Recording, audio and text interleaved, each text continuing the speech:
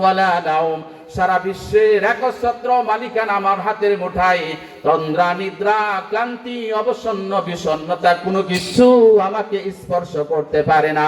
আমি এমন ইলা, আমি এমন রব, ঘুম তো দূরের কথা, কোনো ক্লান্তিও আমাকে স্পর্শ করতে পারে না। বলেন সুবহানাল্লাহ। 2 নম্বর প্রশ্ন হলো, 3 নম্বর প্রশ্ন, বাতানকে বিশ্বাস করেন এমন লোক আছে না নাই? নবীকে বিশ্বাস করেন এমন লোক আছে না নাই? কত নাস্তিক আছে, কিন্তু বলবেন ভাই তুমি মৃত্যুকে বিশ্বাস করো নাকি? দীর্ঘ একটা নিঃশ্বাসের বলবে ভাই এই মৃত্যু থেকে বাঁচার মতো ক্ষমতা কারোর। এজন্য আল্লাহ বলছেন আইনা মাত্র কোন ইদরিকুমুল মাউত ওয়ালা কুনতুম ফি বুরুজিম মুশাইয়াদা। সীসা ঢেলে প্রাচীর নির্মাণ করে তার ভিতরেও যদি তুমি বাড়িটা বানাও, সেখানে আজরাইল যে তোমার জানটা কবজ করবে দেখার মতো কেউ নাই, কিন্তু আমি আল্লাহ ঠিকই দেখি। ঠিক না? এজন্য আমরা যখন কবরে লাশ রাখি বুকের উপর হাত দিয়ে কি বলি? বিসমিল্লাহি ওয়া আলা মিল্লাতি, এই পড়েন না পড়েন বিসমিল্লাহি ওয়া আলা মিল্লাতি রাসূলিল্লাহ। যখন আবার মাটি দেই মিনহা খলাকনাকুম ওয়া ফিহা নুঈদুকুম ওয়া মিনহা নুখরিজুকুম তারাতান উখরা। মাটির থেকে আল্লাহ বানাইছো, মাটির মধ্যে ফিরায় দিলাম। এই মাটির থেকে আল্লাহ তুমি উঠায়ো, কিন্তু হিসাবটা সহজ করে জান্নাতটা দিয়ে দিও। সুবহানাল্লাহ বলেন। এজন্য সব জায়গায় চাইতে হবে কার কাছে? বলে না কার কাছে? এজন্য কোরআন আছে যেখানে আমরা আছি, সেখানে ইনশাআল্লাহ আমরা কোরআন থেকে কথা বলবো। কোরআনের চাইতে উৎকৃষ্ট কিতাব দুনিয়ার মধ্যে আর আছে? আছে। যত ড্রামা, নাটক, সিনেমা কোরআনের ধারে কাছেও নাই। এটা এমন কিতাব, আল্লাহ বলছেন ও দুনিয়ার গোলাম, এমন একটা কিতাব তোমারে দান করলাম, যে কিতাবটা ধরবা আমি আল্লাহ তোমারে জান্নাতের মধ্যে পাঠাইয়া দিব। সুবহানাল্লাহ বলেন। এজন্য সব সমস্যার সমাধান দিতে পারে আল কোরআন সমাধান। একটা কোরআনের সূরা বের করছে, এই সূরা থেকে আলোচনা করি। বলেন ইনশাআল্লাহ। ইনশাআল্লাহর ওয়াজ করলাম না? ইনশাআল্লাহ না বললে নবীকে এত ভালোবাসেন, তারপর আল্লাহ 15 দিন ওহী পাঠায় নাই। কয়দিন? 15 দিন। কিন্তু আমরা তো কোনো কথার মধ্যে ইনশাআল্লাহ বলি না। আল্লাহ বললেন প্রত্যেকটা কথার শুরুতে ইনশাআল্লাহ বলো, তোমাদের সকল কাজ সফল করে দিব আমি আল্লাহ। সুবহানাল্লাহ বলেন। এজন্য আল্লাহ বলছেন এমন একটা সূরা নিয়েছি যে সূরাটার মধ্যে আল্লাহ খালি নিয়ামত আর নিয়ামত দিয়ে ভরপুর করে দিয়েছেন। বলেন আলহামদুলিল্লাহ। আবার কোরআন পড়ার শুরুতে আল্লাহ বলছেন ফাইদা করাতাল কুরআনা ফাস্তাইদ বিল্লাহি মিনাশ শাইতানির রাজিম। কোরআন পড়তে গেলে শয়তান তোমাদের বেশি বেশি ধোঁকা দেয়, শয়তানের ধোঁকা থেকে বাঁচার জন্য আউযু বিল্লাহ আর বিসমিল্লাহ পড়া। পড়েন সবাই।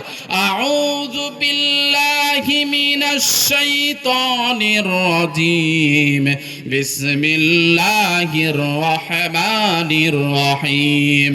আর রহমান আল্লামাল কুরআন খলাকাল ইনসানা আল্লামাহুল বায়ান। আশ-শামসু ওয়াল কামারু বিহুসবানি ওয়ান নাজমু ওয়াশ-শাজারু ইয়াসজুদান ওয়াস-সামাআ রাফআহা ওয়া ওয়াদাআল মিজান আল্লা তাতগাউ ফিল মিজান ওয়া কিমুল ওয়াজনা বিল কিসতি ওয়া লা তুখসিরুল মিজান ওয়াল আরদা ওয়াদআহা লিল আনামি ফিহা ফাকিহাতুন ওয়ান নাখলু যাতুল আকমাম ওয়াল হাব্বু যুল আসফি ওয়ার রায়হান। এমন একটা আয়াত আল্লাহ কোরআনের মধ্যে সূরাটার মধ্যে দিয়েছে যে আয়াতটা আমরা সবাই পারি। বলেন সবাই। ফাবি আইয়ি আলাই রাব্বিকুমা তুকাযিবান। এই সূরাটা যখন নাজিল হয় বিশ্বনবী মক্কায় কাফেরদেরকে বলে, ও কাফেররা, বিশ্বনবী বলেছে আমি বলেছি তোমরা করো আল্লাহর ইবাদত, তোমরা আল্লাহর ইবাদত করো, আল্লাহর ইবাদত করো। কিছুদিন পরে বললেন ও লোকেরা তোমরা রহমানের ইবাদত করো। এবার সব কাফেররা মিলে বলে ও মুহাম্মদ তোমার আল্লাহ কয়টা? এক সময় বলো আল্লাহর ইবাদত করো, আর এক সময় বলো রহমানের ইবাদত করো। বিশ্বনবী ডাক দিয়ে বললেন না, আমার আল্লাহ একজন, কিন্তু যার নাম আল্লাহ তার নাম রহমান, যার নাম আল্লাহ তার নাম গাফফার, যার নাম আল্লাহ তার নাম সত্তার। আমার আল্লাহর 99টা নাম আছে না নাই? এজন্য আল্লাহ ডাকতে বলেন, ও মুহাম্মদ তোমার উপরে এমন একটা সূরা নাজিল করে দিলাম যে সূরাটা মানুষের নিয়ামত দিয়ে ভরপুর করে দিয়েছি। এই সূরাটা যদি নিয়মিত তেলাওয়াত করে আর পরে মানুষের নিয়ামত আরো হাজার হাজার গুণ বাড়ায় দিব। ওয়ামান আসদাকু মিনাল্লাহি হাদিসা, আমি আল্লাহ কখনো মিথ্যা কথা বলি না। এই সূরাটা এমন একটা সূরা, নিয়ামত দিয়ে আল্লাহ ভরপুর করে দিয়েছেন বান্দাদের জন্য। বলেন না সুবহানাল্লাহ। এজন্য এই সূরা থেকে আমরা আলোচনা শুনবো। বিশ্বনবী বললেন, আমার আল্লাহ একজন। কয়জন? সবাই বলে না কয়জন? আল্লাহ কোরআনে বললেন, লাউ কানা ফীহিমা আলিহাতুন ইল্লাল্লাহু লাফাসাদাতা ফাসুবহানাল্লাহি রাব্বিল আরশি আম্মা ইয়াসিফুন। আল্লাহ বললেন, দুনিয়ার মধ্যে 33 কোটি দেবতা আছে, এমন এক লোক বলে না? হিন্দু ভাইরা বলে দেবতা তাদের কত কোটি?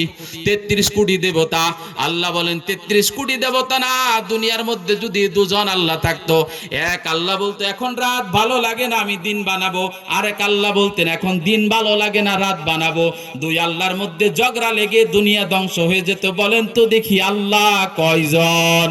এজন্য আল্লাহ একটা সূরা নাজিল করতে পারেন সবাই, কুল হুয়াল্লাহু আহাদুনিল্লাহু সামাদ লাম ইয়ালিদ ওয়া লাম ইউলাদ ওয়া লাম ইয়াকুল লাহু কুফুয়ান আহাদ। বলো আল্লাহ এক, আল্লাহর কোনো শরীক নাই, লা শরীক আল্লাহ, ঠিক কি না?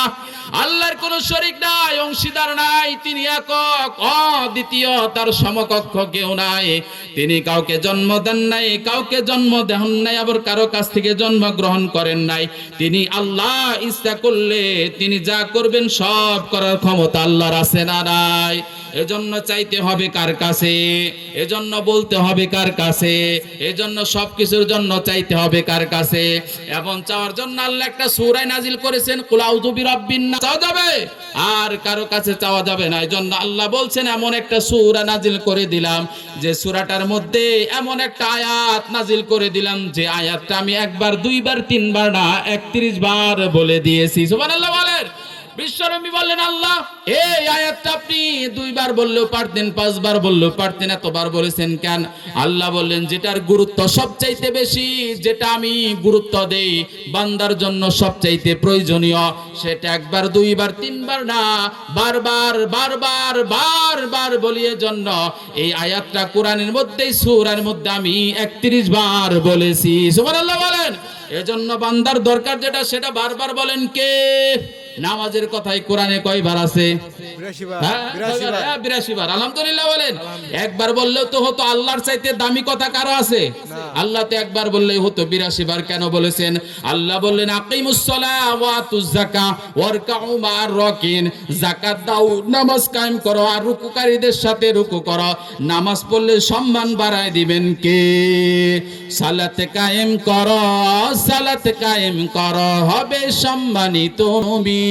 রোজ হাসরে ছায়া পাবে আরশে আজিম। রব্বিয়াল আলা, রব্বিয়াল আজিম। পারেন না ভাই? একটু বলেন না। সালাত কায়েম করো, সালাত কায়েম করো, হবে সম্মানী তুমি, হবে জান্নাতি তুমি। রোজ হাসরে ছায়া পাবে আরশে আজিম। রব্বিয়াল আলা, রব্বিয়াল আজিম, রব্বিয়াল আলা, রব্বিয়াল আজিম। আবার কবিরা কত সুন্দর করে বলেছেন, ঘুমাইয়া কাজা করেছে ফজর, তখনও জাগনি, যখন খেলায় খেলায় কেটেছে আসর, মাগরিবের ওই শুনি আজান, এখনো জামাতে হওরে শামিল, এখনো এর সাথে আছে স্থান। বাজছে দামামা বাদরে আমামা, শির সুকরি মুসলমান, দাওয়াত এসেছে নয়া জামানার, বাঙা কেল্লা ইউরে নিশান। ঠিক না? চাইতে হবে কার কাছে? আল্লাহ ছাড়া আর কারো কাছে যাওয়া যাবে? এবার বলেন আপনারা, সূরার মধ্যে ঢুকে যায় আর রহমান। আল্লাহ কেমন দয়ালু? আল্লাহর চাইতে দয়ালু কেউ আছে?